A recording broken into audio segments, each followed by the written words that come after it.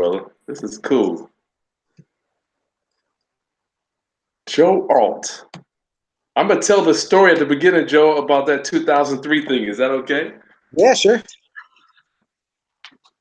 And then I bump into you at the courthouse.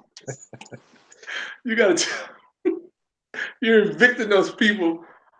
We'll talk about it. Let me get this thing rolling, man. All right.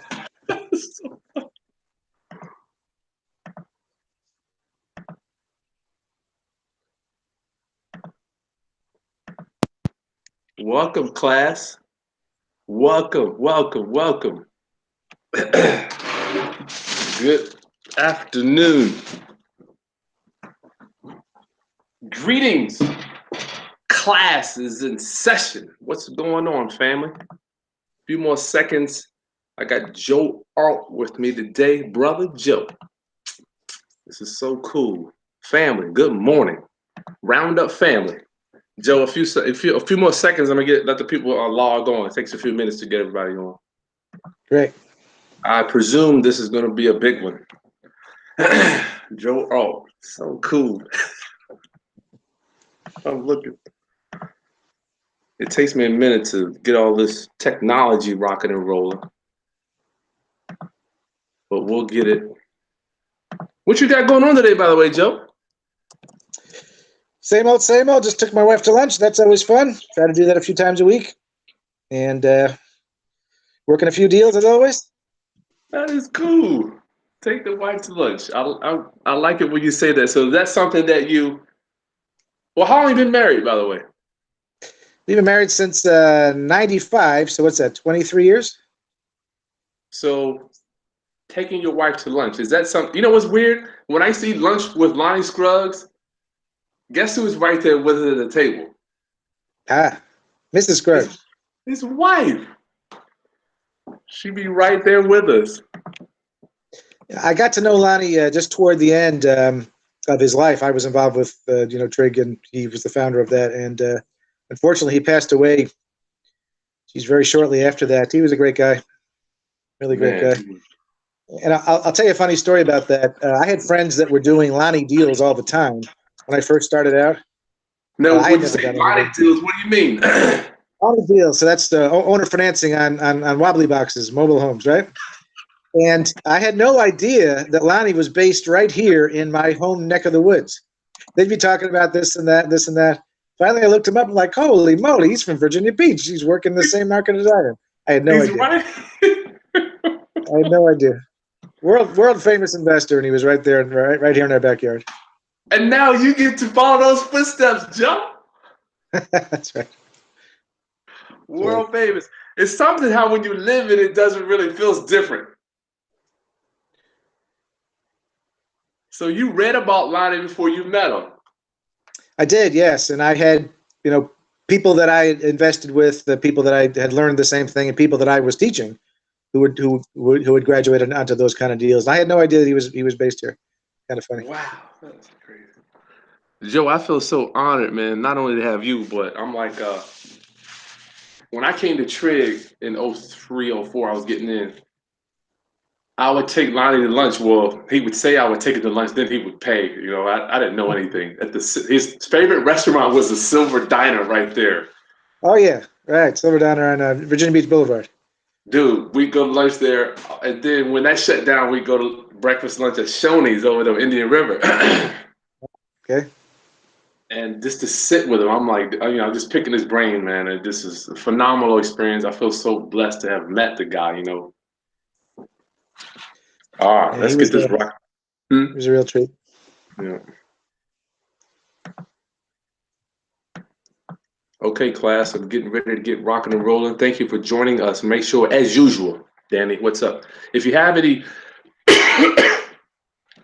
questions or comments, put them in the chat box. Welcome, class. My name, if you don't know, here at my channel is Chris Haskins.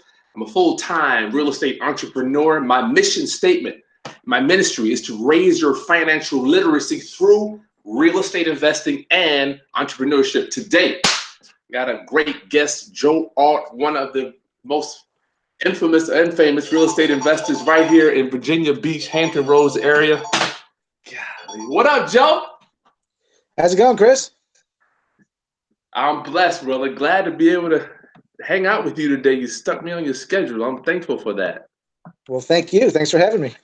Yeah, cool. Class, while you're hanging out with me, make sure you are a subscriber to my channel. What do you think, Joe? Awesome.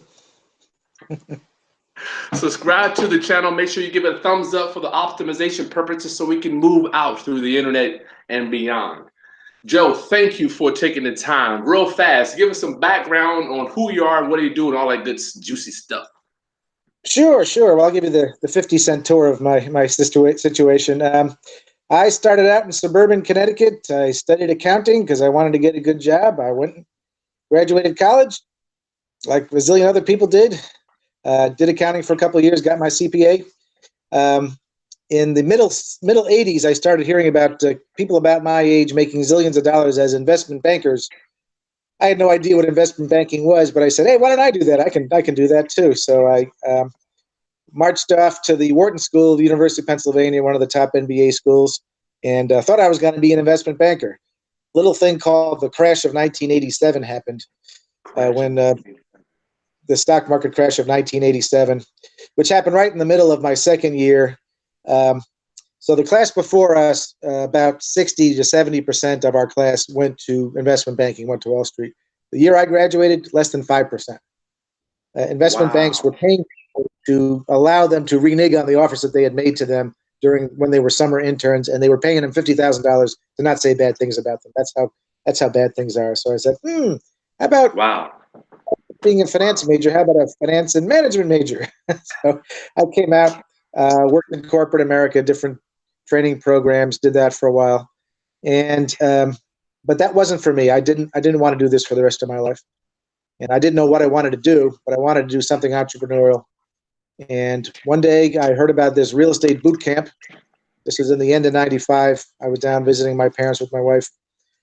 Went to a 2-hour thing at the local Holiday Inn, and next thing you know, I'm flying to Dallas in January of '96, taking a five-day, $6,000 boot camp, which I thought was a fortune at the time. I got fired up. I was living in New Jersey at the time. I got fired up, said, I want to do this, but I don't want to live in New Jersey anymore. Nothing against New Jersey, but that's a place to go if you want a high-paying job. I didn't need a high-paying job, and I could do without the weather, et cetera, et cetera. So I did a whole search of the whole country. Where would what I wanted to do, where would it really work? And for me, Virginia Beach was just the market for me. I started buying properties part-time, and in 1996, and in October '97, I left the corporate world forever. I became a full-time agent and full-time investor. I was driving back and forth until we finally moved in early '98 officially, and I've been down here doing things ever since. Wow, cool story. Joe, you said some things, investment banking. For guys like real estate guys, what is an investment banker? I don't even know what that is. All right, so investment banking. So when corporations get merged, there's investment banks in the background doing it. When a company needs to raise money, there needs to be a bond float or a stock float or things like that. Investment bankers do that. When a company goes public, there's always an investment banker behind that, deciding what price to come in at, et cetera, et cetera. And of course, everybody gets paid very, very well for doing all these things. Right? Well, what does Ron LeGrand say? The more dollars you're in, the more stick to you. Well, when you're dealing with billions and billions of dollars, you can't help but become a billionaire yourself, if you can stand it. I got to tell you, I liked the Wharton School. The people were great, but certainly the most arrogant people and the smartest that I've ever met were at that school. Oh, wow. I don't know if I could take. I mean, in my mind, I thought, well, I'll do this for 2, 3, 5 years and then retire. Figuring I could do anything. Looking back, I don't know. I mean, could you stand against a wall and be beaten with a stick for 5 years? I don't know if I could take that. No matter how much they paid me. But Joe, one may say that real estate guys are arrogant. One could say. Well, some of them are, and I gotta be honest. For a stretch there, I probably was pretty arrogant. I probably was. I'm a little bit older now, a little more seasoned now. I've seen cycles. I've had people steal from me, and that'll make you a little bit more humble. Right? That'll make you a little more humble. It'll make you find out how much you don't know, perhaps. Exactly.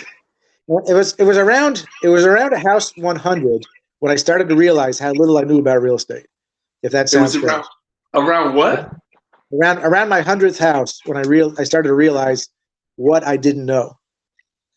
Because sometimes it's not just the quantity of deals that you do, but it's also the time that you spend with those deals. And after a certain amount of time, you start to see everything. Wow. And sometimes it's just time that does that. Wow, Joe. You know what? It's ironically, I meet people, and I had a guy ask me the other day. He's like, "Man, do you realize the how much stuff that you know?" And I'm like, "Dude, I feel like I don't know anything." It's true. Real estate is such a wide field. I mean, it's so wide. If you think about everything from what a surveyor does to what an appraiser does to home inspectors to certainly all the title companies, et cetera, et cetera. If you tried to wrap your head around everything that everybody does, it would drive you crazy. Luckily, I focus on a few things. I don't worry about what I don't know. I've learned not to try to work on my weaknesses like middle class people tend to do, and like they teach you in school. All right. So when you've got 3 A's and a C minus, they tell you to work on the C minus thing. All right. Like I was just giving a talk at my real estate group that I run up in the Tyson's Corner area, and I was telling them, think about Eric Clapton, right? One of the greatest guitarists of all time. I mean, what if they told him he needed to work on his trigonometry when he was in high school, and he set about doing that? Nobody would have heard of Eric Clapton. He'd be a mediocre trigonometrist, if that's the word, and probably a mediocre guitarist also, right? I mean, who cares if he knows trig? Who cares if he can add up what 15% tips should be on the $10,000 meal that he just had, right? As long as he can write the check, that's really all people care about. I love it, Joe. Yeah. It's the ideas that I get from people like you. I don't care about anything but the ideas and your brain processes. This is Grandma Mother right here. Say what's up, Joe. Hello, Grandma. How are you? You're my guest for today. Nice to meet you. You too. All right. So we were talking. Oops. Sorry about that, Joe. We were talking, and I don't want to beat a dead horse. I can only presume that everybody wants to I have to at least ask you about the book, Joe. How did that all come about? People, they just pick the phone up and call you. Would you care to share a little bit about that with Gary Keller? Sure. So I was profiled in the book, The Millionaire Real Estate Investor, that Gary Keller wrote from Keller Williams, and he picked 21 people to actually profile in North America, profile in this book, and I was one of those. Now, does that mean I'm the 21st, most smartest real estate investor in all of North America? No, probably not. I think I was picked because I had an interesting story about how that whole thing I talked about the boot camp. I saw an infomercial about it, and I followed it through there, and I think that's part of it. I think also, I don't know this for sure, but I think there are a couple of people in the book that I knew and were sort of mentors to me at that time, and I think they probably put in a good word. They probably asked them, so and so, who else would be interesting for this book, and they probably said, you got to talk to Joe.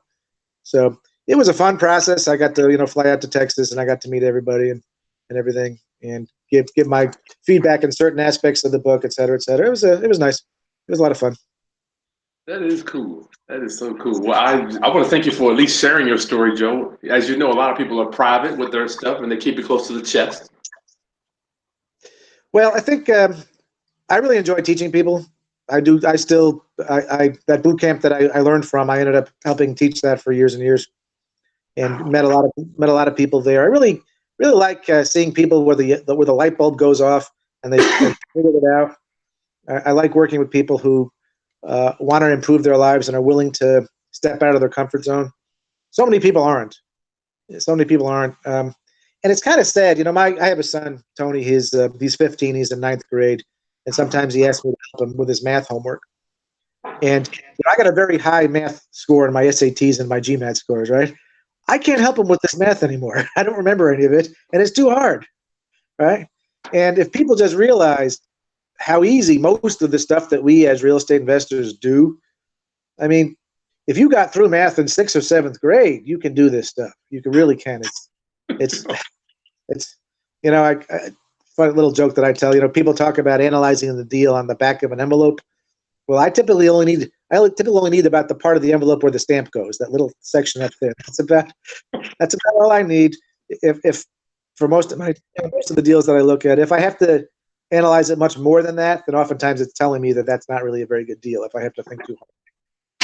So basically, you're saying keep it kind of simple, stupid.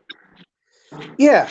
I mean, the type of deals that I do typically are very easy to analyze. They jump at me. They tell me that I can tell right off the bat. I do more complicated deals sometimes. I do all sorts of transactions, but you want me to talk about the type of transactions that I do mostly? Do you want me to get into that? Yeah, let's go. Just real quick, I got a housekeeping for all of our family members that are just joining us. I have an opportunity to hang out with Joe Arlt, and I ran into him a few weeks ago at the courthouse. We were both down there doing some administrative work, if you will, on some residents that we have. And how's that, Joe? Is that pretty politically correct? Administrative, yes, administrative. So then I agreed to come on today. Joe is a full-time real estate entrepreneur, investor. Been doing it since. How long have you been doing this, Joe? I've been full-time since '97.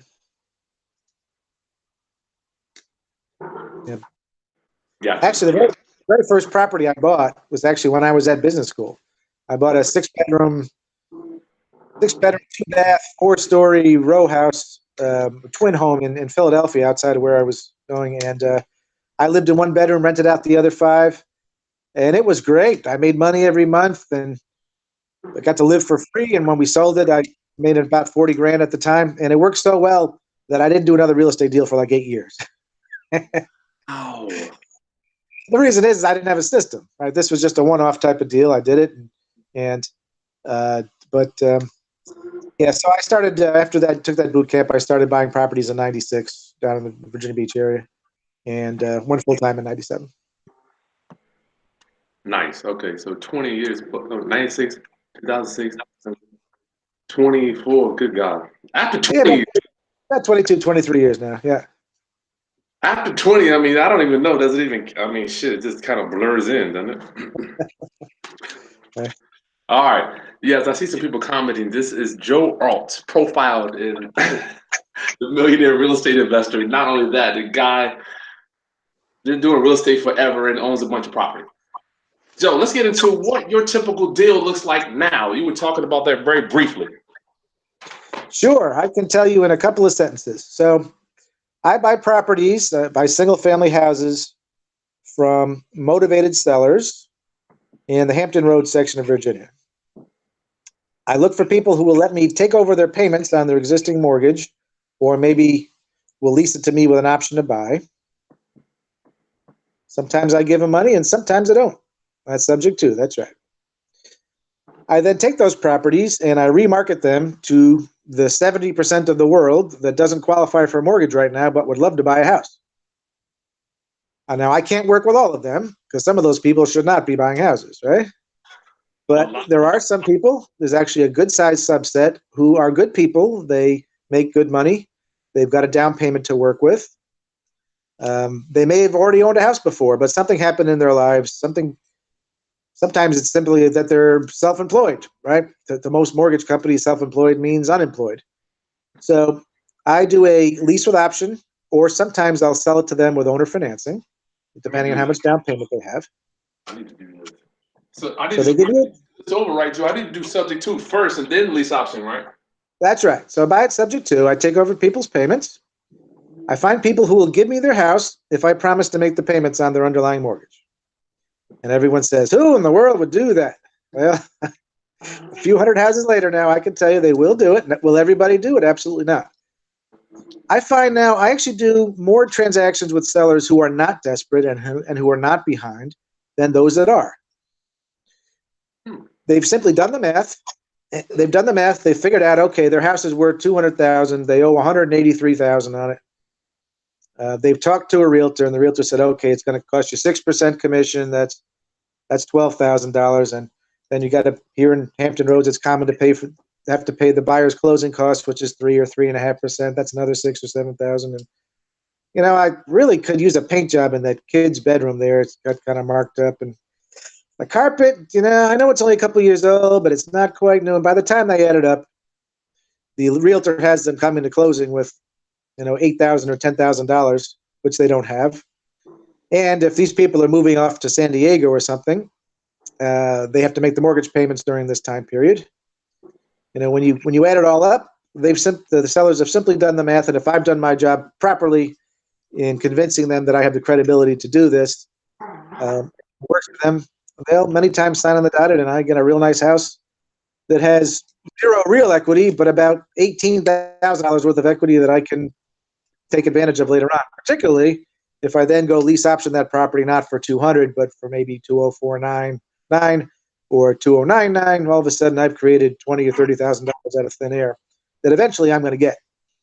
And I make some money along the way also. This is a great time to be buying houses subject to, because people that bought a couple of years ago that are good targets 2, 3, 4 years ago, think about where interest rates were a couple of 2, 3, 4 years ago. They were nice and low. I'm taking over nice 3.25%, 3.5% VA mortgages, no PMI, nice low interest rates. So these properties cash flow very well.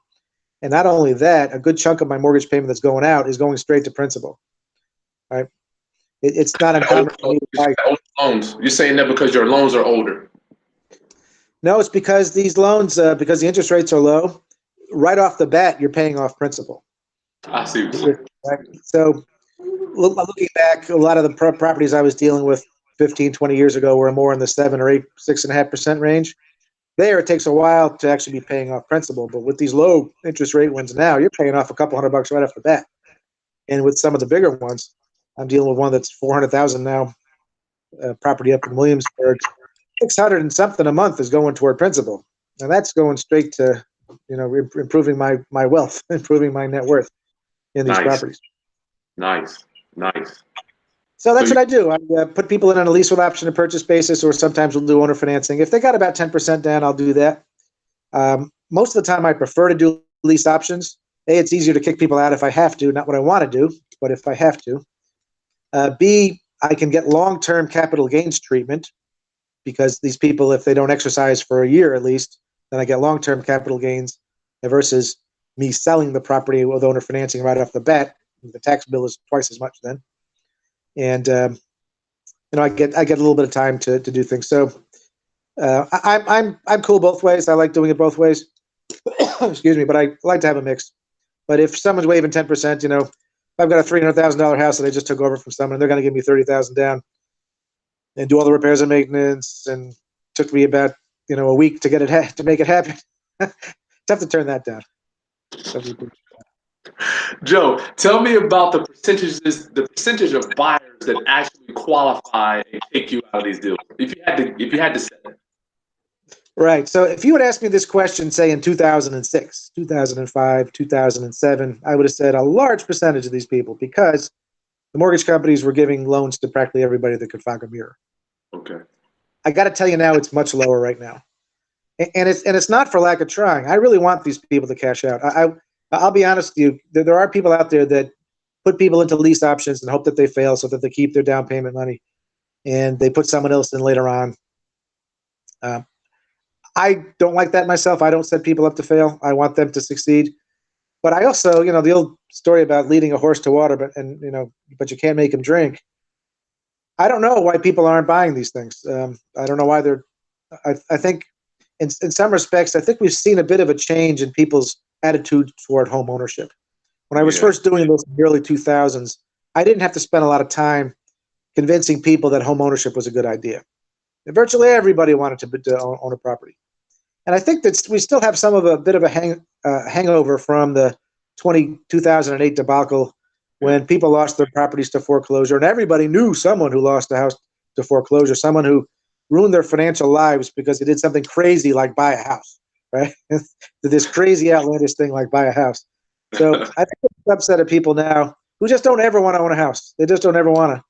And which is sad because, come age 65, certain subset of our people have no assets whatsoever if they don't own this house, if they just, bought 30 years ago and paid off. They just own nothing. And it's sad. I saw a statistic the other day. I was watching a game show, I think it was, and they did a survey. In our population right now, 2/3 of our population could not come up with $1,000 if there was an emergency. I saw that one. Yeah. 2/3. Wow. Jeez. I understand our standard of living and our cost of living has gone up. Look at cars, for instance. Cars that people drove back in the 70s and 80s right now would just not be acceptable. And of course, we got these phones and we got computers and we got internet and we've got everything else, which are all necessities nowadays. Yeah. But it's sad that people don't build up assets and don't build up net worth, and real estate really, for many people, is the only way to do that. So how did I get off on that? So anyway, that's why they have us, Joe, to try to raise the financial literacy to guide them to possibly want to be a homeowner, correct? Yes, I try to do that. I try to do that at all times, but of course, some of them can't help to think that maybe I'm just a salesman trying to sell them something. Right? Yeah. And I understand that too, because there are people like that out there. But the path to wealth, you look at it bounces around, but real estate, pretty much a straight line from when Peter Minuet bought Manhattan Island back in the 1600s.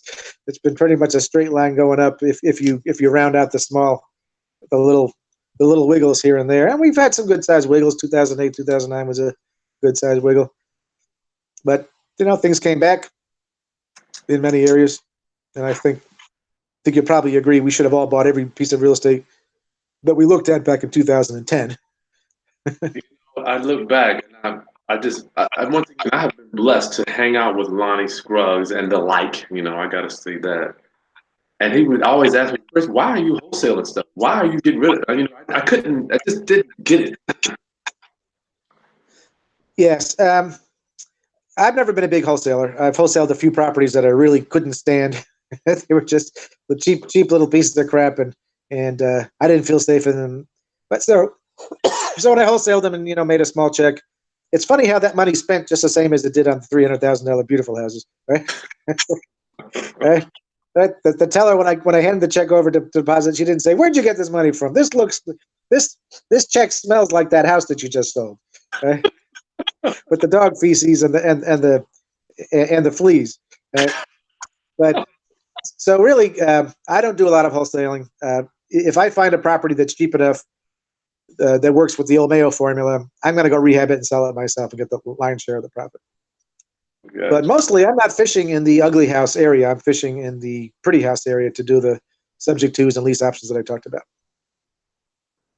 Tell me about some of the repairs you are doing to these houses, Joe, for our viewers that think they have to own a piece of rental property and make sure that they do all the repairs, make it pretty for the tenants to come in and look around it and feel warm and fuzzy when they get there.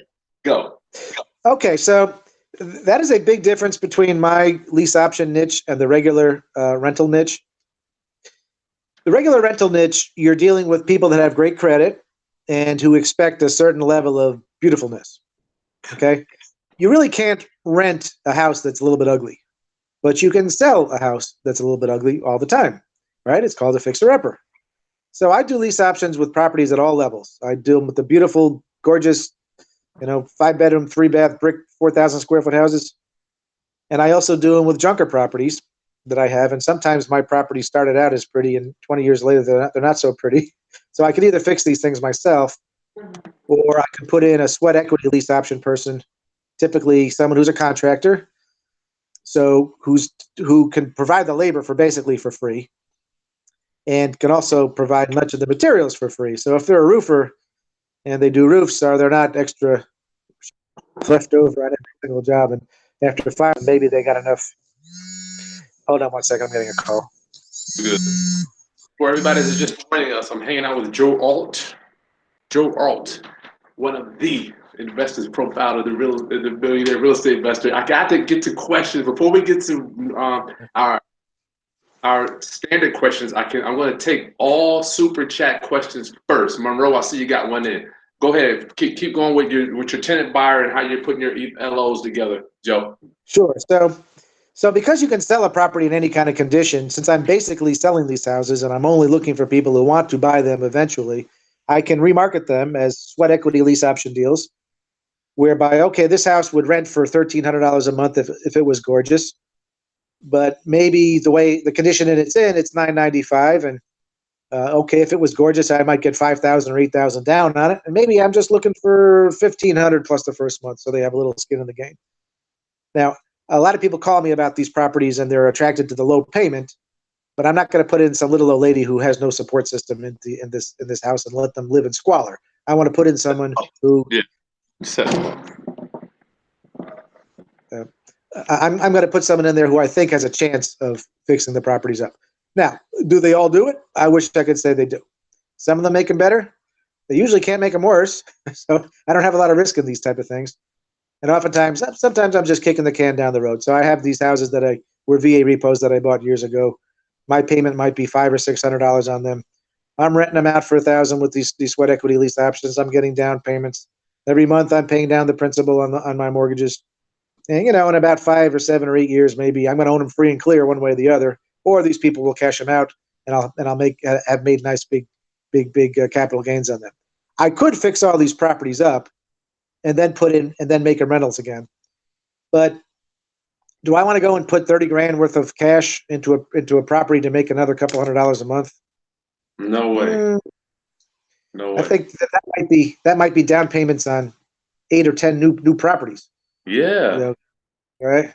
And also, I can't think of anything more depressing than fixing up a house, sticking in a tenant, and then getting it back. What does it look like when it comes back? It never looks better. It's not going to look better than what you gave it to them. The carpet's not going to be any newer. The paint's not going to be any fresher. The cabinets aren't going to be any more perfect. That's just how I do it because I'm dealing, with good sized volumes. If you want to be an investor that buys 1 or 2 houses a year, and you can do the work yourself, and et cetera, and you don't want to deal with properties that are a little bit ugly that need a special type of tenant buyer to move in, yeah, I understand that. That's a slower path to wealth, but that works too. Well, that person could still do that too, Joe. I'm just thinking, why can't he just buy it ugly or buy it as is and sell it as is to a tenant buyer? He can do that though, right? Yeah, sure you can. Yeah. There's great thing about real estate is all the different exit strategies that we have available to us. There's just so many things we can do with it. And the reason I like real estate so much is because it all comes with debt. Because it has debt to take over, and because it's common to sell properties with financing. This is what I love about real estate. It's really that debt aspect. Frankly, what gets. I'm sorry, getting another call here. Hey. I don't think you can cut the phone off because if you put it on airplane mode, then it cuts us off too. All right. So what I was saying is the reason I like real estate mostly is because it has debt. It's very common to have debt, and to be perfectly frank, and not our fault, of course, but debt is what gets people into trouble with their houses. Right? That's what makes motivated sellers is their debt. Sometimes it's the property taxes. Yes. Sometimes people will sell at a cheap price or whatever, or creative terms or whatever because of that. But typically it's because they took out a mortgage, something happened in their lives, and they need a solution. If it wasn't for the debt aspect, I might be dealing with cars or Persian rugs or stamps, coins, baseball cards, or Beanie Babies, anything that's collectible where there are motivated sellers. And there are motivated sellers on those things. Joe, you too much. Because of the debt aspect.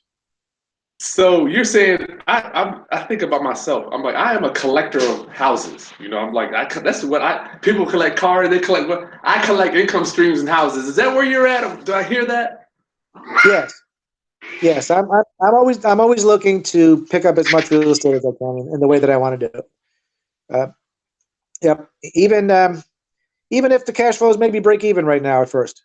Because I know 5-10 years from now, and I'm going to be in this business 5 or 10 years and 20 years, I don't see any reason to stop. All right. I'm going to be very happy that I bought property 5 or 10 years ago. That's just the way it works. Just look at those mountain charts of real estate values. Yeah, there's some wiggles here and there, but they go up, and especially with these low interest rates, the properties I'm taking over have, are paying off, paying down principal right off the bat. I like as many of those as possible. So, Joe, I have been preaching ever since I started my mission statement about buying houses subject to. Some people just feel like that they just don't think that it's fair, or they don't think that it's legal to do that, Joe. And the bank might call a loan. I want you to tell what your opinion and your experience has told you if someone were to say that. Okay, sure. Well, let's understand what we're talking about is the due on sale clause, right? The clause in every mortgage that says that when you sell a house, you agree to pay off the mortgage. Excuse me. And the reason that got put in there is the lenders wanted to be protected from interest rate increases. Okay. And once upon a time, this did happen. So the clause was in there for a long time, and the banks didn't really worry about it until the late 70s and early 80s, when interest rates on 30-year home mortgages went from, say, 7.5% to 18%. What that means is that the monthly payment on a typical house almost tripled. Okay. So what people would do is they'd say, okay, look, I can do this one of two ways. If I want to sell my $100,000 house, I can require someone to qualify, put down 5 or 10 or 20% at a bank and take out this 18% mortgage, where their payment's going to be, $2,500 a month with principal, with taxes and insurance and everything. Or we could let people take over our existing payment, give us a little bit of cash, do a wraparound mortgage, whatever, something creative, and not have to qualify at the bank. And their mortgage payment is more like $1,200. Which one do you think buyers are going to want more? If you've got two identical properties on the same street, which one are the people going to flock to? They're going to flock to the ones where you make it nice and easy. So the lenders took a look at this and said, wait a minute. We lent out all this 7.5% money, and the current rate is 18%. We want these mortgages back. So they would start actually calling the loans due. They would take a big hit when that happened because it takes a lot of money to do that, but they figured they'd make it up being able to lend it back out at higher rates. Mm-hmm. So we see rates increase down the road. Yes, we could see due on sale violation, people doing the banks calling loans due. Until then, there is no good reason to do it. I can imagine the typical the junior executive at a bank saying, "Hey, Mr. Jones, why don't we start looking for all these loans and calling them due?" And you mean performing loans, Johnson? Yeah, performing loans. Let's just call them due. Yeah, he'd be like, so Johnson, have you ever thought about what you would do when you left the banking business? Right? Let's be stupid. There's just no good reason. And I will tell you anecdotally, I have only had one situation where a bank almost called a loan due. And it was not because we did a subject to on it. It was because, it was because we violated the clause that said that you couldn't rent out a house. This was it was in Tennessee, a THDI loan that said you couldn't rent it out. And I had taken over property subject to, and we'd stuck a lease purchase sign in the yard, and the people tried to call the loan due. Wow. I called the guy up and I said, look, I bought this house from his name was Sergeant Jones, and he was in Afghanistan fighting for our country during the Gulf. And I said, look, I'm just trying to help this guy out. He didn't have much equity. The house needed a little bit of work.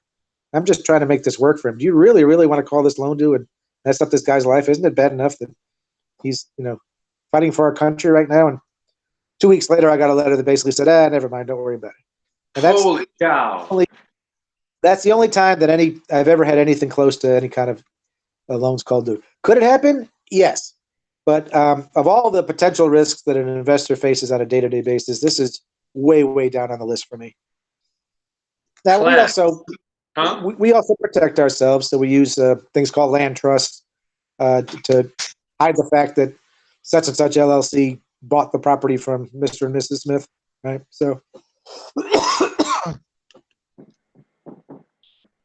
Joe, you are like talking. I feel like you're in my head, guiding me. You're like puppeteering my, all this stuff is what I've been preaching. I'm like, Joe, can we get America to understand? Now, in terms of it being fair. No, before you answer, when I say fair, I'm saying legal. Like people think that we are out here taking advantage of people. All right, so let's think of the parties that are affected here. We have the lender. I know for sure that if I went to dinner with the president of some giant mortgage company and I told him what I was doing, he would say, Joe, are there any microphones or recorders on right now? And I'd say, no. He'd say, Joe, I just want you to keep doing whatever you're doing. Just keep buying up all these houses.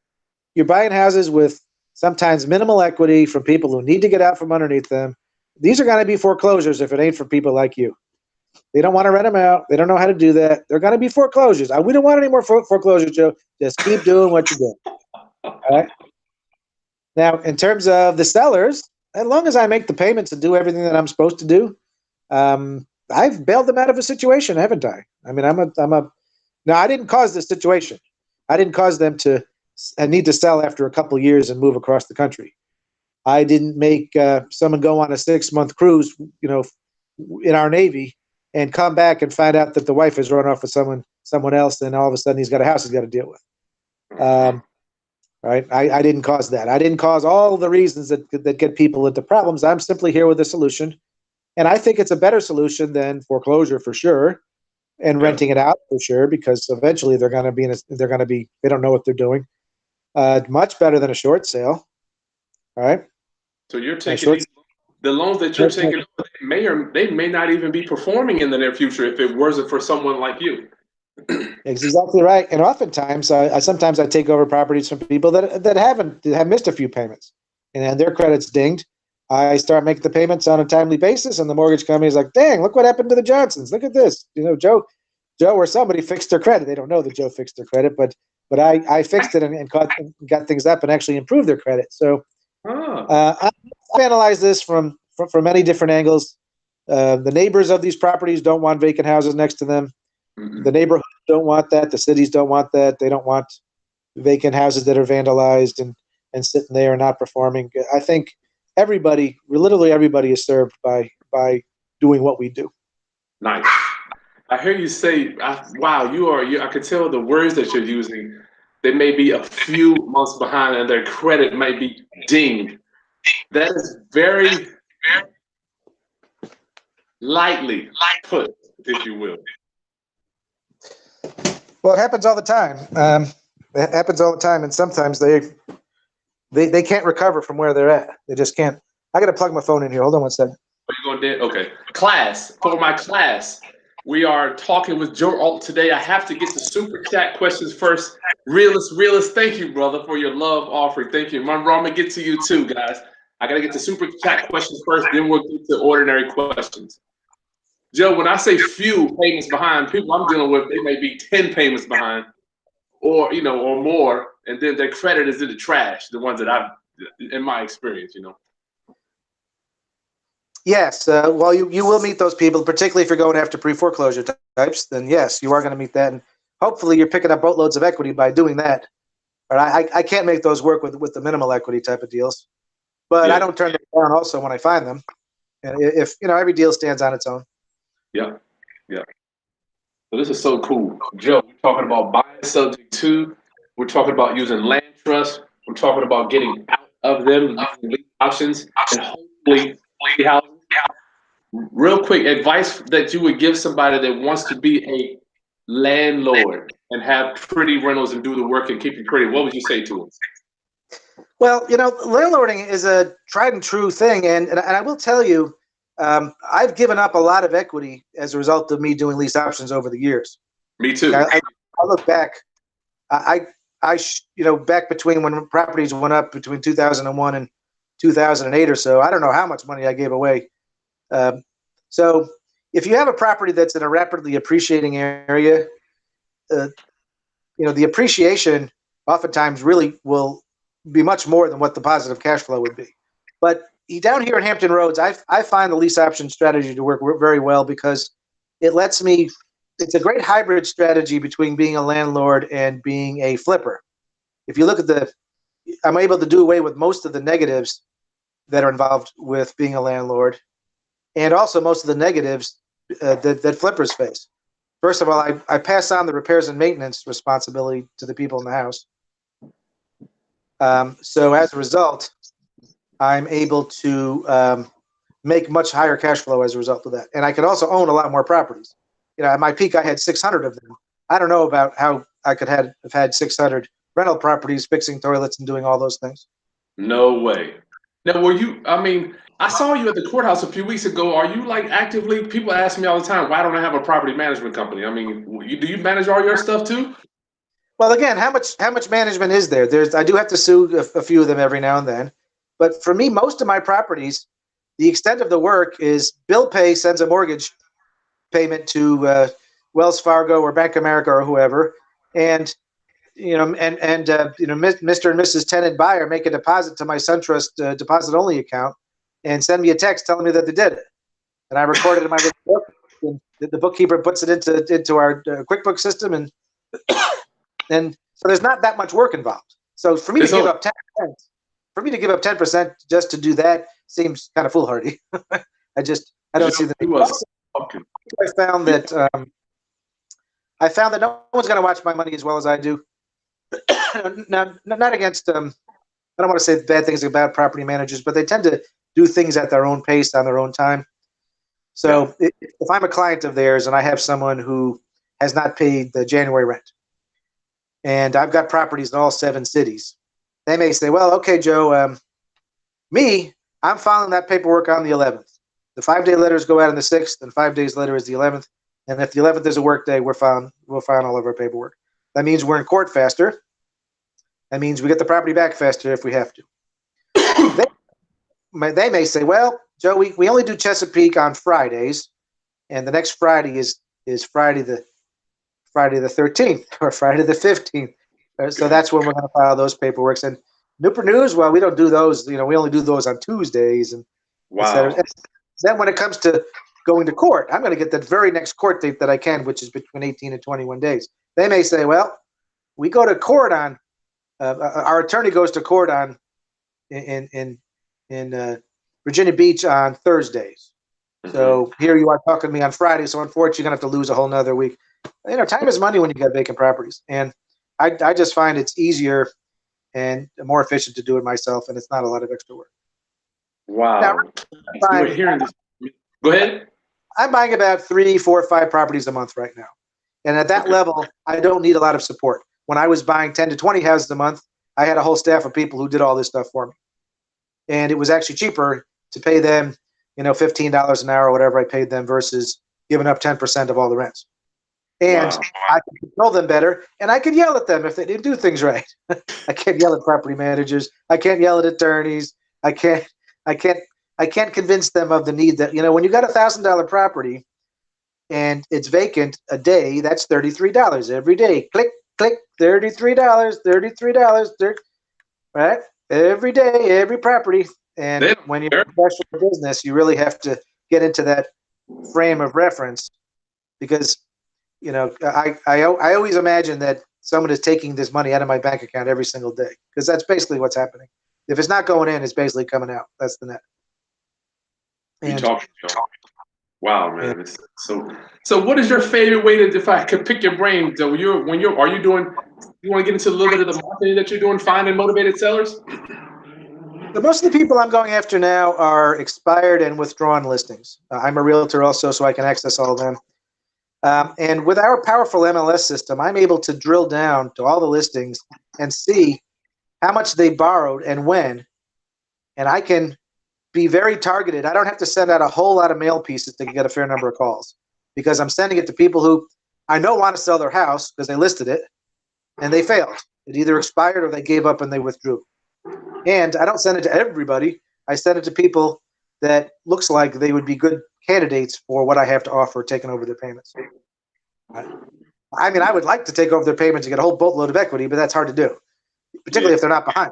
And these people, if they have their property listed, they're not typically behind. That's another strategy. So I'm able to not be spending a lot on postage and everything else, and get a fair amount of deal flow just from doing it because I'm doing it very targeted.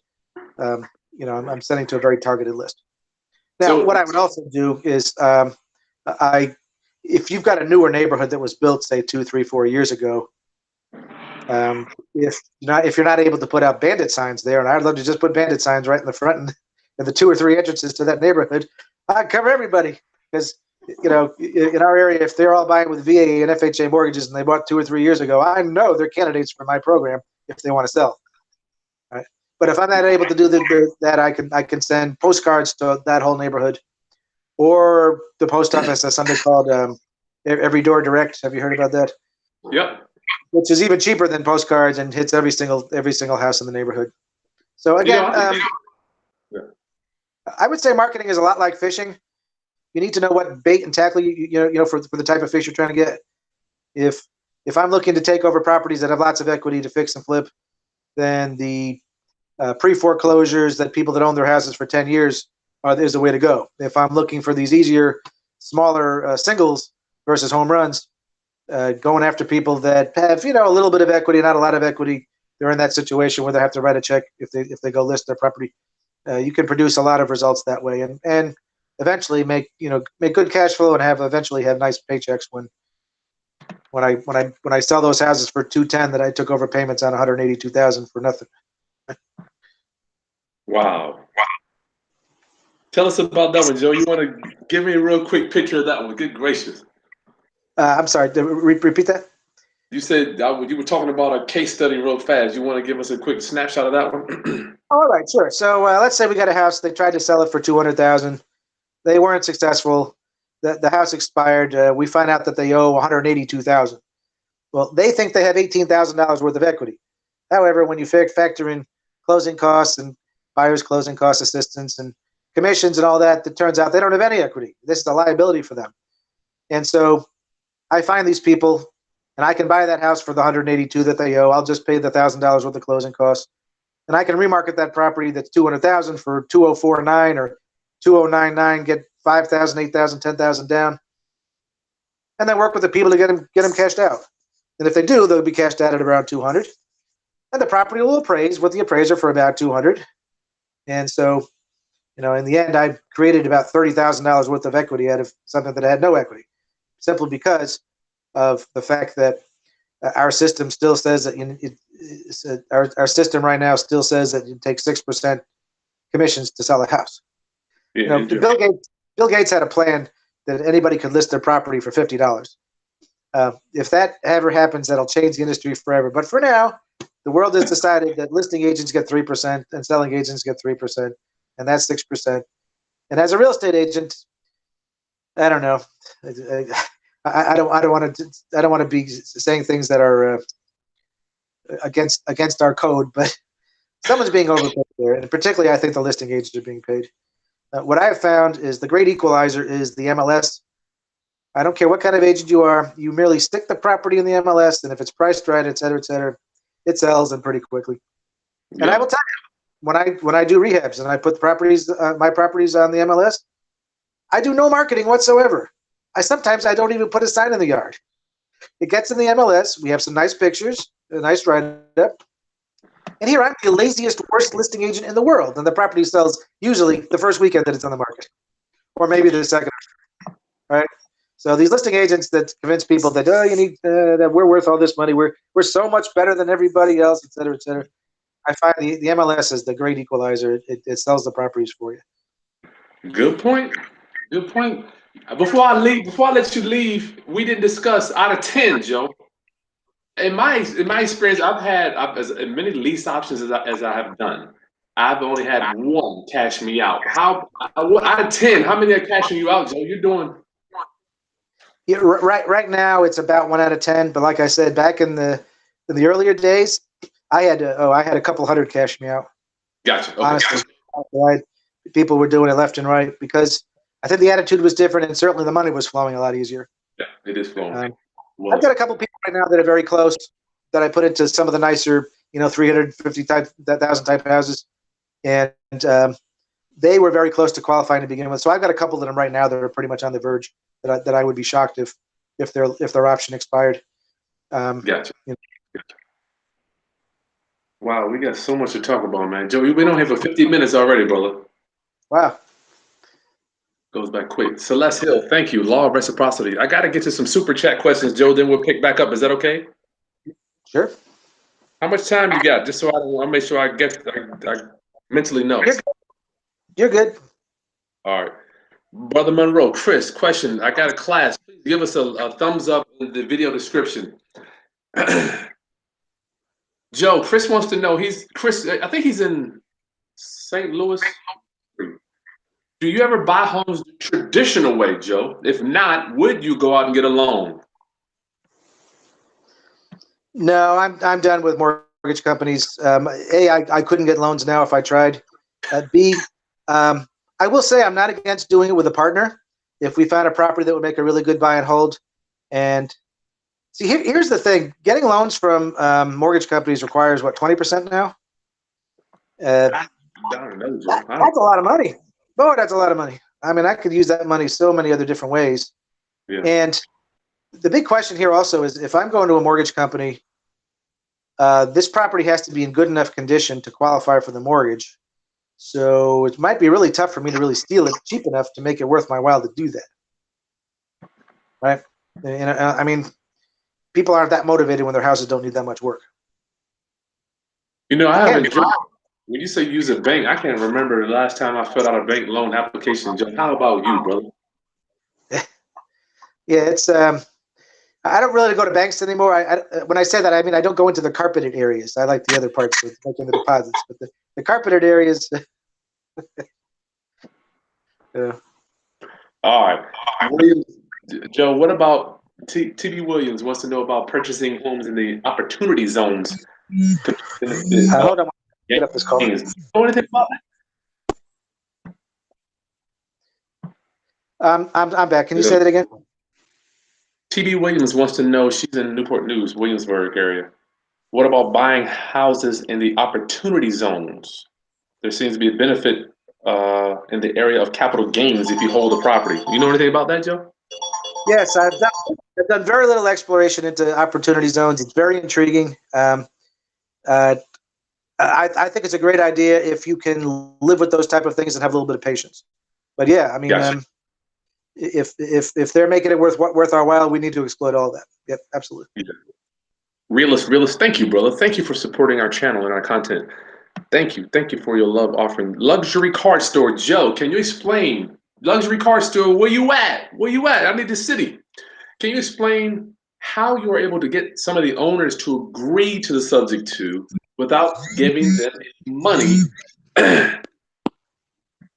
Without giving them any money, rather than rent it out, why don't they just rent it out themselves? Okay, well, again, we're talking to a bunch of, right now, we're talking amongst ourselves, and we're all real estate investors or want to be real estate investors. That's not the whole world, guys. The whole world, they view a house as something to live in.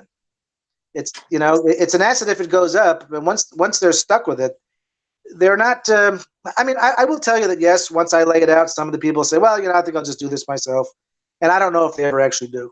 But the great majority of people are not wanting to be real estate investors, and I have a kit that I show people. You think it would be very difficult for me to dissuade people with a few pictures about maybe why they don't want to be landlords. You think of my history, I might have a few pictures that might scare the living you-know-what out of people if they thought, you know, for more than 5 seconds about wanting to be a landlord. Again, people will want to be. Most people don't want to be landlords. They don't want to do it. But these people moved on to it. Perhaps they might have moved on to another house. They don't want another payment, no doubt, or to dealing with a tenant, do they, Joe? No, they don't want any. They don't want any of that. And what are they gonna make, $50 or $100 a month? You know, and if they think they're gonna make a whole bunch of money on it, I can quickly show them what things cost, what it takes to paint and carpet a place. You know, how about that HVAC unit out there? You're gonna want to replace that in 4 years. So it's gonna be $5,000. What about your roof? Blah blah blah. Nice. Okay. Two more questions. We're gonna get back, Joe. Celeste Hill, thank you so much. Yes, law of reciprocity. Thank you. Fred McLeod never did a subject to what he said he's going to start looking. Okay, thanks to Joe. That's a good one. Thanks, Joe.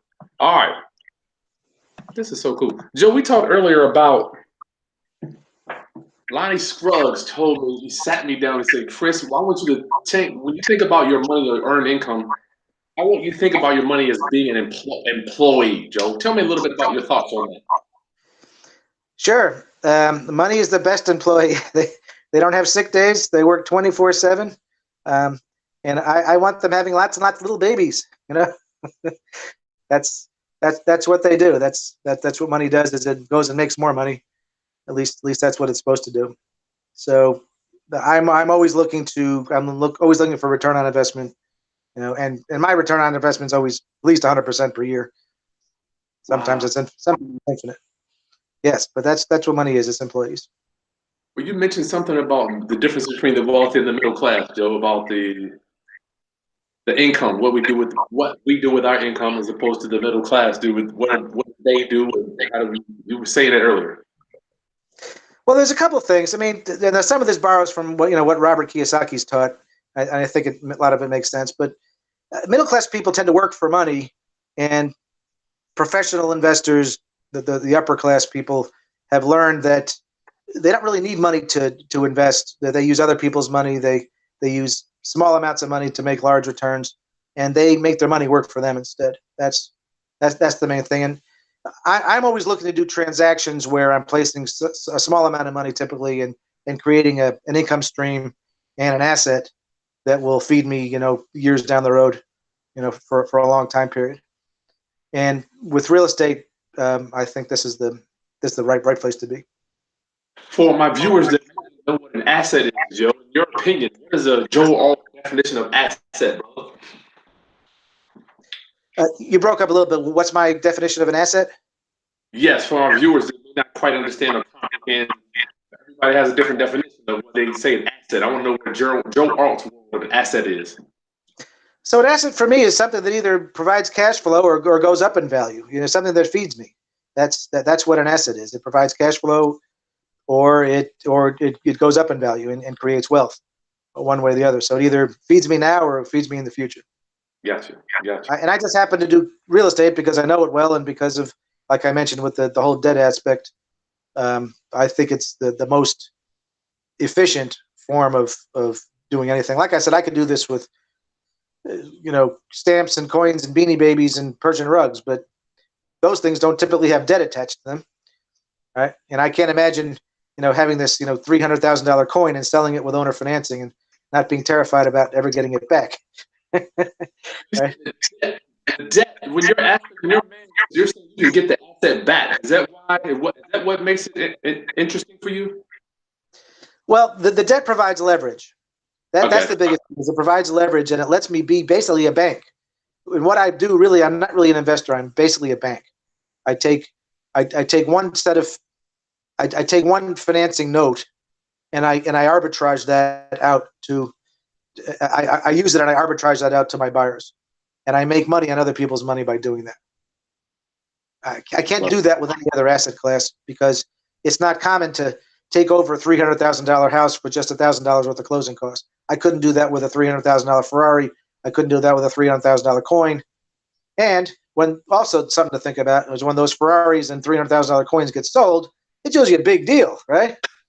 A big deal. They're sold at auction, and you have very, very smart people on both ends. Whereas, how many $200,000 houses are there in our area?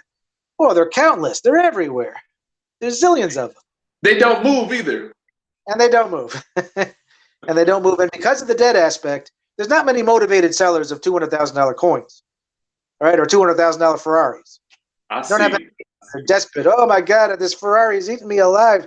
I got to make this $1,200 payment every month, and I can't. I just bought another Ferrari, and I can't afford the two Ferraris, or the two, proof condition, proof 65 Morgan silver dollars. Right? Those people, these are luxuries, right? Whereas, these $200,000 houses are chains around people's necks when they've got one too many. Joe, you too much. All right, I got one more question to get to our viewers. Is that okay? Sure. We talked earlier. How many times have you heard? Huh? How many times have you heard? I want to own a bunch of houses. I want to own a bunch of real estate so I don't have to work anymore. Well, I will tell you, depending on how you do it, you can work a lot less hard. I mean, there was a stretch there. I was making 7 figures, working 5 or 10 hours a week. That also meant that I had to have very good people, and I had to trust them, and I had to give up a lot of power. And that's not right for everyone. I know if you take a look at most self-help books, they all say, do only what you can do best and hire out everything else. And that is great if your main goal is to acquire as much wealth as possible and make as much money as possible. But sometimes that's a little bit too much, and sometimes you can get burned. And frankly, I did. I won't go into the details, but I think there's got to be a happy medium between doing nothing and trusting everybody with everything, and versus doing everything yourself. Wow. If I will say that if you're a handy type of person, you may find that to be a real drawback, because you may find yourself wanting to fix all of these things and doing a lot of $15 to $25 an hour work when really you shouldn't be. Really, all that time that you have, you should be looking for new deals. You should be looking for you should be doing the $500 an hour type of activity, not the $25, $20 type of activity. You're making me feel bad. I just cleaned my Airbnb. I'm like, my cleaning people couldn't show up today. I had to go clean the Airbnb. I feel terrible. Yes. Yes. Well, at least you're not doing it all the time. I mean, of times I'm getting a call again. I'm sorry. No, I don't do this. I haven't cleaned it in 2 months. But I had an Airbnb once, just recently. I cleaned it the first time because it was funny. We finally got it on it was sitting there. We finally got it furnished, and I had it listed at 11 p.m. the day before Labor Day, and I wanted to get it listed. And I got it filled for Labor Day weekend 2 hours later, someone at 2 o'clock in the morning or something. But I didn't have to clean it up, so I cleaned it when those people moved out. And after that, I'm like, oh, that's okay. I know how this works now. I can understand it, and I've got other people to do this. I think once every 2 months won't kill me, right? Nah, exactly. Keeps you humble, keeps you understanding things, And I still do things that I enjoy that I could probably hire out simply because I enjoy them. But I'm not buying 10 or 20 houses a month right now. My goal is not to, amass as much wealth and income as humanly possible. I'm in a zone now where I buy about 3 to 5 a month. It's a reasonable amount of workload, and I enjoy it. And nice. So that's good. Nice. Luxury car store still. She has. I don't know. He or she wants to make sure. How do you get them to do the subject to with giving them no money to the seller? Do you still do no money, Joe, or do you give them something at closing no matter what? I do more no money down deals than I do that cost money. So you don't. I'm saying with the subject twos, you're going to close and you're not giving them anything at closing. Nope, nothing. I guess luxury car store wants to know. I can see his or her mind is saying, "Why in the hell would somebody? Good God Almighty! Why would they?" You want to give it to her one more time, Joe? The reason is they need to get rid of the house. They know they can't sell it themselves. Sometimes people say, well, I can avoid all those commissions if I just sell it myself. That never happens. They're never able to sell it themselves. They've talked to a realtor. It's going to cost them 6% commission. It's going to cost them 3 or 3.5% closing cost assistance. They're going to have to paint this room and fix that carpet and change those doorknobs and trim the bushes, et cetera, et cetera. And when they've added it all up, the bill getting nothing is actually their best possible scenario, because all the other ones are in the negatives. All the other scenarios are in the negatives. Also, I can take over their payments real quick. Right? And nowadays, how long does it take to sell a house? It takes 45 days just for someone to close if you find the buyer tomorrow. What if it takes you 3 months to find a buyer? Right? Oftentimes, I'm dealing with people who had it listed for 3 to 6 months, and then they're talking about going and relisting it with somebody else. Okay, you expect the outcome next time to be different? You could drop the price some more, but then you're going to be writing an even bigger check. Okay? Well, if someone were to tell you, Joe, how do you make a seller sell you the house subject to? How do we make them do it? Well, I can't make them do it, and the truth is, more people say no to this than say yes. Okay, this is still a numbers game. Okay, I have to deal with the right people. I have to meet them halfway. I have to respect them. Now, I will tell you, having done it hundreds of times and being in famous books and things like that, that helps. Okay, if you've never done it before, it's going to be a little bit harder. That makes sense, right? Yeah. But even so, even if with me doing it hundreds of times, and even then them seeing me be in these books, some of them still say no. No, that's too risky. I can't tell you how many properties I bought off the foreclosure list that were VA repos when I was buying them that started out as people that I tried to buy their house subject to, and they said, no, that's too risky. And they went down the tubes. They went to foreclosure, and I bought those houses for a lot less later on. Oh, my Lord. Those are only the ones that I bought. Never mind all the ones that I saw on the list and didn't buy because someone else bought or whatever. Like, oh yeah, I tried to buy that house and their realtor or their attorney talked them out of it. And yes, that happens. Wow. Phil. People will talk them out of it, but they won't give them any other alternatives. But they'll tell them not to do that. But they won't give them any other viable alternatives. And that's the thing. If people had more viable alternatives, they would do it. That's a good line, Joe. That might be a good closing line. Yeah. Ask the people that are giving you, ask the people that are telling you not to do this, what alternatives are they giving you? That's a good one. Say, well, maybe you should just keep it on the market for a little bit longer, or drop the price a little bit, or whatever. Whatever, yeah. That's a good point, man. Because a lot of times I hear people say, "Oh, yeah, somebody told me not to do this," or the attorney said I shouldn't do this, or my realtor. Maybe we should come. I'll come back. That's worth the price of the class today. What are they going to do? No doubt. Well, it's true. I mean, attorneys in particular will always tell you not to do things. They won't tell you what to do, but they'll tell you what not to do. Yeah. Realist wants to know, Joe, what is the most creative deal you've ever done? And give us what's the worst mistake you've made. Okay, I'll give you a perfect example. The worst mistake I ever made was I used to run an ad when I very first started, when I was still driving back and forth from New Jersey. I got this idea from someone to run an ad that said, I sell houses, no bank qualifying, I'll finance. All right? You think that might get some calls? I got a call from some lady. She saw me as this northern carpetbagger and said, "Oh, what do you like this rich landed gentry type of person?" But anyway, I got a call from some guy. He wanted me to buy him a horse farm, and I went and took a look at this horse farm. And he had the down payment money. He had the down payment money to take out the loan. He had arranged this 10% down mortgage, but he couldn't buy it. But I had good credit, and I was working. So he said, "Look, I'll put up all the money to buy it. I just want you to buy it for me, and then resell it to me with owner financing, and I'll pay you every month, et cetera, et cetera." And I thought to myself, wow, this is great. A no money down deal. I'm going to make a few $100 a month. And I jacked the price up a little bit from and he knew that. The problem is what really swung me with this house is I loved the house. It was gorgeous. Emotions. It was on 3 acres. It had a pond. It had a giant barn. It was gorgeous. And I just saw myself saying to people, see that house? I own that house. And my pride would swell, et cetera, et cetera. So I think it was not the numbers that swayed me, although the numbers could have been attractive.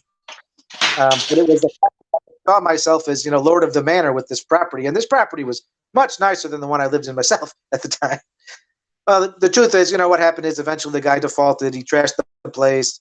I found out that it costs a lot more to fix a $400,000 house than a $100,000 house. And it's more than 4 times as much because the quality of the materials is better. It's not just the square footage of all the stuff you got to put in. And luckily, a rising tide lifted all boats and the property values went up and I got out of it and I was okay. But that was the biggest mistake I made was being swayed by the emotions of the fact that it was, a home, that it was not just real estate with a small r, but real estate as the fuzzy blanket approach. And sometimes, so whenever I'm teaching people, if I find that they're talk about how much they love real estate and they just love fixing things up, I say, look, I want you to get away from that. And I don't want you to call them houses. Just call them widgets or call them units or call them something else that gets you more at analyzing these things as really just things on a spreadsheet. That's really, it's really just money and numbers. You need to worry about the bushes and this and that as it relates to money. But if it doesn't relate to money, I don't want you to be over, the beautiful chandelier and the whole of it all. That was the biggest mistake I made.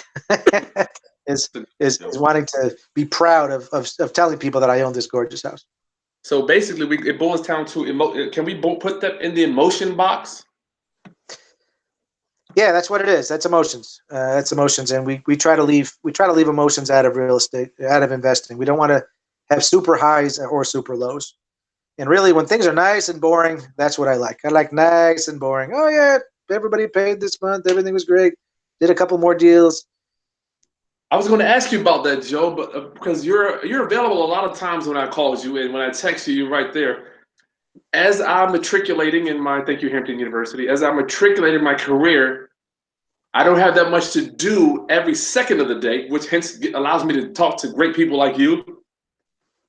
And it's more boring now. Is that how wealth feels to you? Yes, that's really best. I mean, I like a little excitement in my life, but the thing I think is once you reach a certain point and you have a niche that you're really an expert at and know how to do, you're less tempted by the shiny object syndrome. Okay, you're familiar with that term, the shiny object syndrome. This is what keeps most people not doing very, very well in one particular thing because they never become an expert at anything. They bounce around, you know. For me, the best way I can describe it is kind of like dating, right? When you're dating, the end game eventually is to hopefully find the person that you love and get married, right? I don't want to force my own morals or thoughts on everybody else, but historically and statistically, most people do that. But before you get there, you might bounce around a little bit, right? And sometimes you may get bounced around too, where you found someone that the grass was greener and she did too, and you were on the street all of a sudden. But eventually, you meet the right person, and at that point, you're not interested in looking around. You found the right person. You found it. Yes, there are still interesting and attractive people out there, and you're not blind. You still see that, but you're not looking to jump ship every time you see that. And that's for me when I found my investment niche that I really understood and loved. Then all the other investment niches that I see, they're interesting and attractive, but I'm not looking to jump ship and go do something else. And I think that's one of the values of becoming an expert at something where you really understand it. You feel that shiny object syndrome doesn't take over. I'm presuming that you are not heavily invested in Bitcoin's blockchain and the like. No, I don't. I only do sure things. To the best that I can figure out, I only do sure things. And my deals are basically sure things. I don't have money in the stock market. I like to watch it mostly because I'm talking to people who are interested in the market, and I need to know what's going on. I need to know what's happening with interest rates and things like that. But the problem when you're buying things that are traded on an exchange, all of them you're paying full retail every single time you buy them. Wow. Right? By definition, you're paying full retail, and actually a little bit more because of this thing called the bid-ask spread. Whereas if you take real estate, we can choose to only buy wholesale, either a wholesale price or, in my case, wholesale terms. Right?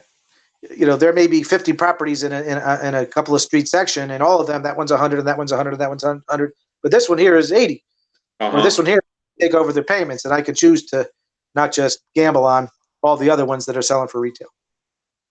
That's not to say people haven't made millions of dollars and billions of dollars from the stock market, but there's the pay. The whole aspect is you pay retail and then hope, right? And hope. Joe, it either goes up or doesn't go down, right? Oh shit! Yeah. Well, for somebody was bashing me up last week. They were like, "Chris doesn't understand the stock market." I'm talking to a man here that is. I consider you to be wealthy, and you have a wealth of knowledge, and you know some things about a few things. You know a few things.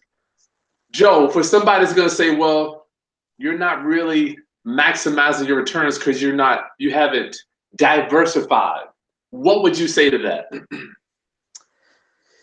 Well, Warren Buffett talks about diversification. He says it's okay to keep all of your eggs in one basket as long as you watch that basket really, really well. Okay. Yes. So I know my properties. I know this neighbor. I know this area. I mean, could they get rid of our whole naval base here, and all of a sudden we'd be in big doo-doo? Yes, that could happen. Is that likely to happen? Probably not. Could a giant piece of a mountain out in the Canary Islands break off and cause a giant tsunami, which will flood this whole area? Yes, and it will happen. Probably 100 million years from now, but that might happen. Okay. I don't know. I've been here for 20 some odd years. I know the neighborhood. I know the markets. I know everything. I'm always keeping my eyes open for surprises that I might have to worry about. Yes. But Nice. It's not like we're in a small town and if they shut down the one factory, then all of a sudden everything's going to be for sale. Yeah. And we're going to be in trouble. I love it. So I subscribe to that philosophy. I understand real estate. I learned that from Scruggs and Cheatwood and the corners of the world, the alts of the world. But I want my viewers to see that we're not out here doing a bunch of different things. We're not doing flipping paper regarding stock markets or shorts and puts, and doing real estate and doing a car dealership. Yes. No, I don't like diversifying crazy like that. I made some of those mistakes after I got kind of frankly bored with the real estate business, and it came to bite me because I was not steering the ship on those things. I was a money partner, and just seven figures of money disappeared as a result. I'm quite. Oh yeah. Yeah, well, it may come back, but I did some things that I thought I knew more than I did, and you do get a little bit arrogant when you're making $2 million a year, working 5 hours a week. That makes you a little bit arrogant sometimes. But that's something, Joe. All right, let's get to some questions. I got so much to talk to you about. Maybe one day we'll do a webinar together, Joe. Can I get you on the hook for the near future? We'll do a training together or something? Yeah, sure. That'd be great. All right. Let's do a few questions. Class, if you want me to answer a question immediately, give me a super chat, and I will take a question instantly. Earl, what up, Earl? I'm going to go down here and do questions because we've got so many. I don't want to waste. I know Joe's a little busy. Beezer, yes. Or maybe we don't have any questions. I don't know. Make sure you guys hit the like button. Hey, my dogs, Joe. Sorry. Mine's sleeping right now. Yeah, are you a dog? You're a dog sitter, husband, father? I mean. Oh yeah, we've got one dog. Usually we have two, but we got one now. Yeah. Okay. Let me go down here. 72. I love the fact you're doing 72. Man, I had a debate last week. Rosanna wants to know if she has an inherited property. The friend that inherited property wants to put it on the market. What would be her benefit to doing a subject to deeding it to her other than selling it? I don't know. I don't know if you can answer that one. Can you answer that one, Joe? You kind of broke up. She has a property that she inherited and she wants to sell it subject to? Her friend has a property that inherited and she wants to see if she can convince her friend to sell it to her. How can she show her benefit of subjecting it over to her rather than selling it? No. All right. Well, I guess it all depends on how much equity she has and what the loan situation is and that sort of thing. Most people, honestly, if they could sell them the old-fashioned way, they should probably do it that way. But let me kind of expand on this whole concept of subject to. The term subject to itself basically means that the seller is selling the property to the buyer subject to an existing mortgage, but there's no promise to pay by the buyer. There's no promise to pay. There's no note being signed, et cetera, et cetera. And therefore, if the buyer defaults, the seller is basically screwed. They can't do anything. All they can do is make up the payments themselves, beg the buyer to give it back to them, et cetera, et cetera. What you could do is do some form of that, either sell the property on a wraparound mortgage, or also known as an all-inclusive trust deed here in Virginia, or you could do it on something like a land contract or a contract for deed, something where the buyer is taking over the payments, but is signing something where there is some ramifications if they don't pay. Okay, and an attorney, a good real estate attorney, can help you structure that one way or the other. That's how I would do it. I would never sell a property subject to. And really, most of the time I'm buying these properties, I'm actually not buying them subject to. I'm buying them on a wraparound mortgage where there is a promise to pay. The language in there gives a pretty quick take back in case I don't pay. I'm not afraid of signing that because I'm going to pay. And it makes the sellers and their advisors much more comfortable in doing this. I was going to ask you why I want my viewers, Joe. I got to bring you down from 40,000 feet. I got to bring you down to 10,000 feet. for my viewers that tell us about the position and the posture. You can have all the paperwork in the world. We both Yeah. agree on that. But it's all about the perception. When you're doing all that, you want your buyer. Tell us about what you want your buyer to perceive on a subject to, as opposed to the wraparound. Why are you doing that on perception point of view? Okay, so just think about the basic questions that any seller would ask when they're confronted with this "I'm going to take over your payment" situation. What are the basic questions they're going to ask? How long will you be paying on this mortgage until it gets paid off? How do I know that you're going to make the payments? What happens if you don't? Well, you need to have good answers for those questions if you want to get people to say yes to these things. Yep. Now, you will find some people who are desperate. I mean, I've done a number of them with like, Joe, look, you got a deed for me to sign?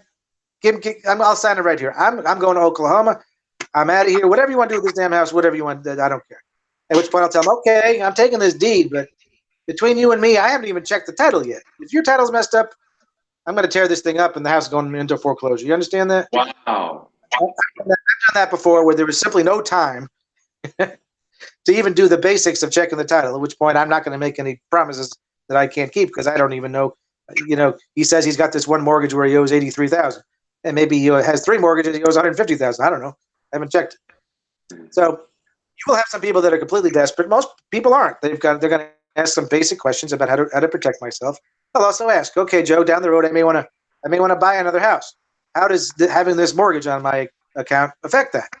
Well, you need to know what that answer is. The easy answer is, well, that the new loan officer is going to take a look at their debt to income ratio, and if you've done the paperwork properly, they should give you credit for 75% of the mortgage payment that I'm making on this mortgage. If you've just done a regular subject to, they're not going to give you any credit. And that's another reason why I don't always do a subject to. I'll actually do a wraparound mortgage where there's a promise to pay. Gotcha. I had to send a letter last night to someone who's getting a new mortgage, and I had to explain how it all worked. It's a fairly common thing. Okay, Jordan Dunn. Hey, Jordan wants to know, Joe, do you refinance out of the subject to pull out any equity? No, I don't. I don't ever do that. I go the whole time with this particular mortgage. Okay. Yeah, I don't want to mess with any of that. It's not worth it. Not to me. Yeah, if you're doing 1 or 2 of these a year, yeah, you can kind of put a little more emphasis on each one of your deals. You know, when you're doing that many a week, sometimes, no. Gotcha. We covered this earlier. I gotta real quick, Joe. This Tonya McCandless is asking, are you using land trust to take? How are you taking title, and or are you using land trust? Yes. So here's how we do it. At closing, the seller puts the property into a land trust. Okay, they're the beneficiary of the land trust. For 5 seconds, they still own the property. Then they assign the beneficial interest to my LLC, and now my LLC owns the property. And we have a wraparound mortgage note within that land trust where it all works. So yes, we use land trusts. If anybody pulls up the title, the reason for that is, you know, we talked about mistakes. Some of the biggest mistakes I made is when I used to buy properties using a land contract. And for the longest time, we have this statute called 55-95, I think it is. It's a state statute that said that buyers on land contract would be protected against future judgment, credit, or liens against the sellers. And all that worked fine. You know, that statute still exists, but unfortunately, when you go to sell your house and you find out that there's a $40,000 IRS tax lien against the seller, the title companies, the title insurance companies are not overriding over those things, and you're stuck with the damn thing. So had I put it into a land trust first, XYZ finance company would not have known that the Joneses still own this property, and they couldn't have slapped a judgment against the property that the Joneses sold to me. All they would have seen was that a trustee of a land trust owned it, and they'd have no idea, and they wouldn't have found it.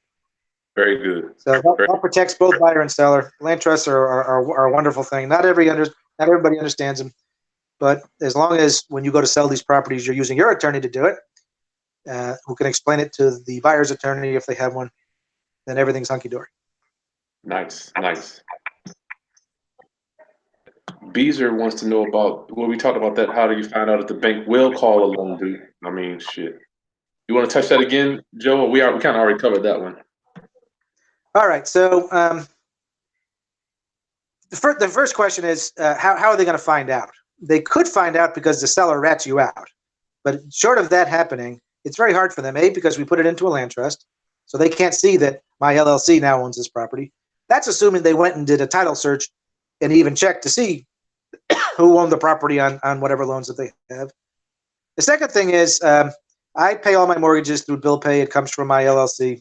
I have a particular management company that sends all the payments. It goes to bill pay. I think people have this fear that at the lockbox where they're sending all these mortgage payments, that there's these little ladies who open up these letters and they say, Mr. Smith, I think I found a due on sale violation. This mortgage is in the name of the Joneses, and this such and such LLC is making the payments. I think that's what we've got here. There's none of that going on. It's just not happening. They take the checks. If they can figure out the loan number and read it on the check, they key it in, and it gets applied, and that's it. But it's over. And that's it. That's really all that's happening.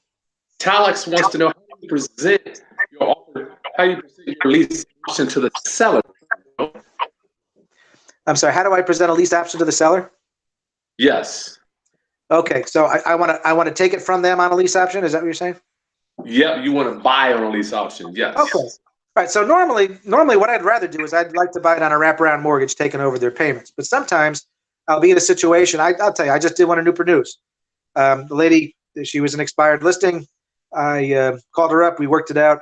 Her payment was, $11.50 a month, and what was that rent?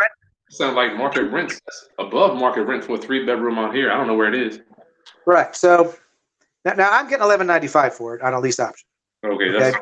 But she had been renting it for a while for only $900, and I wasn't keen on taking over $11.50 payment and paying $900 and only receiving $900. So I explained it to her. I said, "Look, I'll pay you the $900. I can get a little bit more than this, but the way we need to do this is a lease with option to purchase." And the way I structured, I gave her pretty much what her price was, what she wanted. I gave her what her mortgage balance was. Okay, but my strike price goes down every month as we're paying off principal. So my strike price starts off at what her mortgage balance is, and it's gonna be whatever her mortgage balance is when I go to exercise. Gotcha. The basic way to explain it is I'd rather take over people's payments normally, but if there are special circumstances where that doesn't work, or if the sellers are particularly concerned about deeding their property and having the loan stay in their name, I will do what's called a sandwich lease option, where I lease it from them typically for the mortgage payment, and at a purchase price that's what their mortgage balance is, or some other number if they have a lot of equity. I can be more flexible. And then I'll do another lease option with my people in the house. I'll get a down payment. I'll charge them more on both ends and whatever.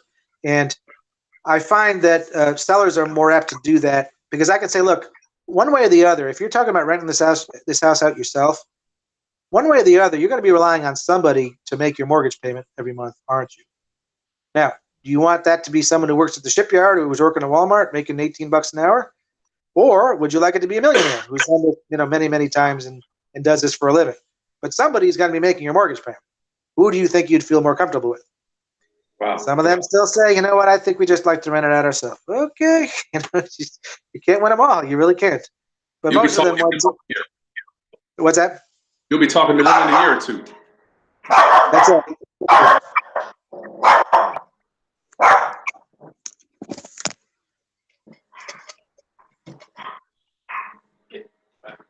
One second, Joe. I got a dog here.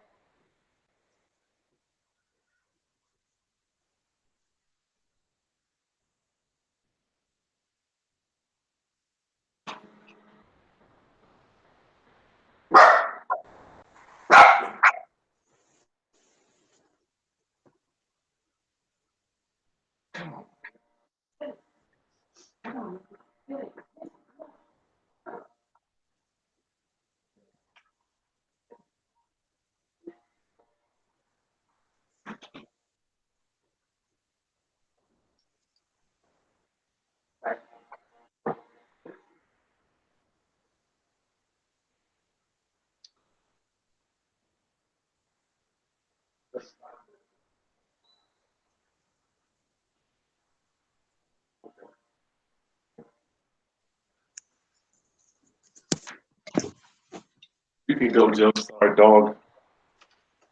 You gone? Oh, Hey, I'm back. landscapers get here, my dogs go crazy. Yeah, okay. So a lot of times you were talking about the wrap note, buying lease option.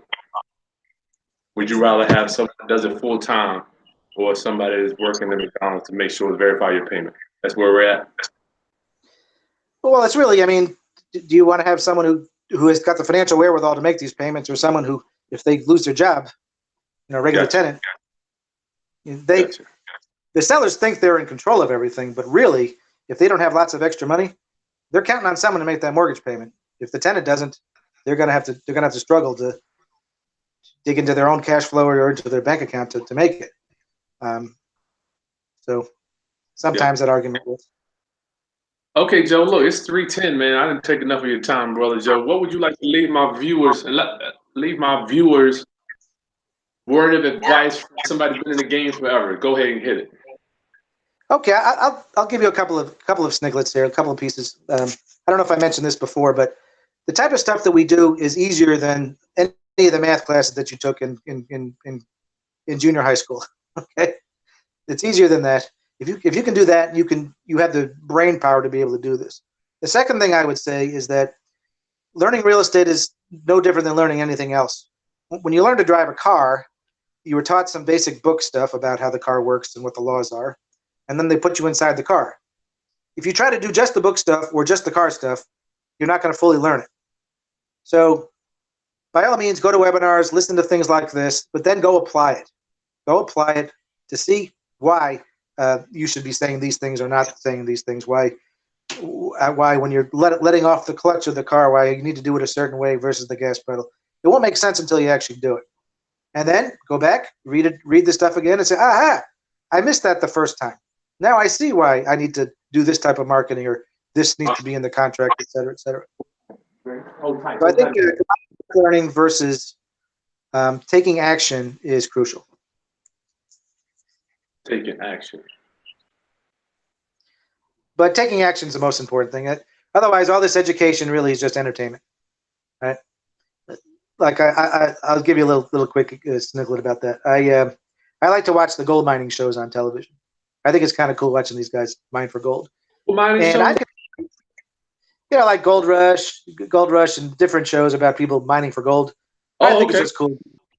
I think it's just cool pulling money out of the ground. And I think someone who was interested in mining for gold could actually learn a lot from watching these shows. However, I am never going to go mine for gold. Okay, so to me, this may be educational, but it's simply entertainment because I'm never going to put it into place. I'm never going up into the Klondike in the freezing cold and the mud and the mosquitoes.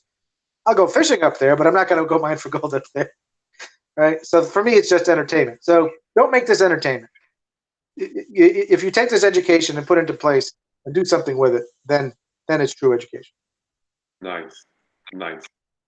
Before I leave you, Joe, give me your posture when you are talking to sellers. I want to know about, and I know it's time to go. Give me your posture regarding how much you want to do the deal when you're talking to them. So like any salesman, I'm really there to educate them. I'm really to educate them and to list their choices and to help them reach the decision that I want them to reach. Okay. Now it helps that me being a realtor, sometimes we come to the decision that maybe they had the wrong realtor and maybe they need to list this property with me and I can help them out with that. Maybe it's that, or maybe it's something else. Maybe it's not always, or maybe, there are too many payments behind and there's just not enough equity here. You know what? I think we need to do a short sale and I can list it for you because I work with Anderson and Pittman, who have the best short sale negotiator in the area. Maybe it's that. I don't beg. I don't plead. I'm merely there. I'm very interested in their property and I can help them out. And that's what I'm there to do is provide them a solution. Educate, kind of like a consultant when you get to the house. Well, I've already done that on the phone before I get to the house. Right? I've already discussed with them what my plans are. I've already run through. I've built some rapport.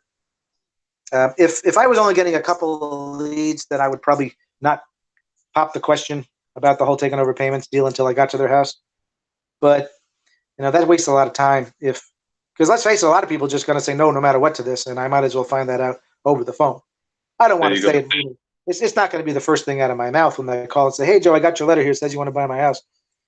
I'm going to build some rapport. I'm going to ask some questions. I'm going to find out. And eventually, though, I'm going to get to that question about what I want to do and how I do things.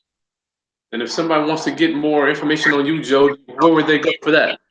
Put it in here. Sure. Let's see. I'll give you my email address. Okay. It's joearlt@gmail.com. JOEARLT@gmail.com. I'm sitting there right here. Joe, this has been great.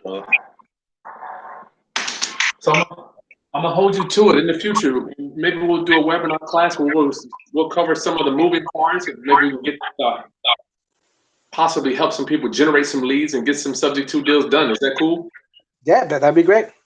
Okay. All right, class. Make sure you give us a thumbs up on at the video description. Subscribe to my channel, please. Share this information with anybody else that is interested in being an investor, and comment on what other type of content you'd like for me to bring. Remember, you are only one lead away from your next house. We'll see you next time. Joe, hold tight 1 second. Bye, class. So long.